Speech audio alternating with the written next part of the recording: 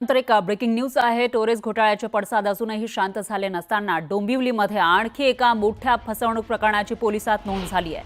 Share मार्केटमध्ये मोठा परतावा देतो असं म्हणत ग्रोथ अप इंडिया आणि अर्थयुक्ती कन्सल्टिंगच्या नावाखाली तब्बल 1,23,00,000 रुपयांची फसवणूक करण्यात आली। अनिकेत मुजुमदार, संदेश जोशी आणि संकेत जोशी असं या फसवणूक करणाऱ्या 3 आरोपींचं नाव आहे। तर ग्रोथ अप इंडिया आणि अर्थयुक्ती कन्सल्टिंग या क्लासेसच्या माध्यमातून आधी विद्यार्थ्यांना शेअर मार्केटमध्ये गुंतवणूक करण्याचे क्लासेस घेतले जायचे आणि त्यानंतर त्यांचे आणि त्यांच्या कुटुंबाचे विश्वास संपादन करून त्यांना शेअर मार्केटमध्ये गुंतवणुकीवर दरमहा 10% परतावा देण्याचा आमिष दाखवून त्यांची फसवणूक करायचे। सध्या या प्रकरणी डोंबिवली रामनगर पोलिसांनी 8 ते 9 जणांच्या फिर्यादीवरून विविध कलमांतर्गत गुन्हा दाखल केला आहे आणि 2 आरोपींना ताब्यात घेतलंय, तर एक फरार आरोपीचा शोध सुरू आहे। आणखी एक मोठी बातमी आहे। कांदिवलीमधील महावीर नगरमधल्या एका इमारतीबाहेर बाउन्सर आणि सुरक्षा रक्षक तैनात करण्यात आले।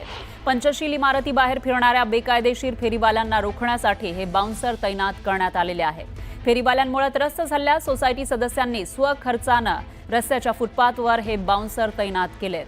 बीएमसीकडे तक्रार करून सुद्धा बेकायदेशीर फेरीवाले इथून जात नाहीत आणि त्यांच्यामुळे रस्त्यावर चालणं देखील कठीण होतंय असा आरोप स्थानिक नागरिक करतायत। दरम्यान फेरीवाले स्थानिक लोकांना धमकावतात, त्यामुळे सोसायटी सदस्यांनी हे पाऊल उचलल्याचं सांगण्यात आलंय।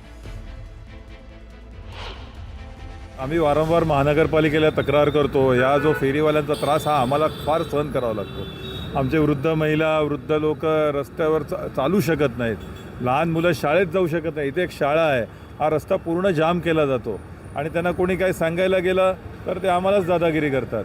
महानगरपालिकेला कंप्लेंट केल्यावर त्यांच्या गाड्या येतात, पण गाड्या यायच्या आधी ते अकस्मातरित्या 5 मिनिटं ते गायब होतात। गाड्या येतात, गाड्यावाल्यांना काही दिसत नाही, गाड्यावाल्या निघून जातात, जशा गाड्या जातात तसे परत येतात। म्हणजे ह्याच्यावर आम्हाला काही समाधानच नाही आहे।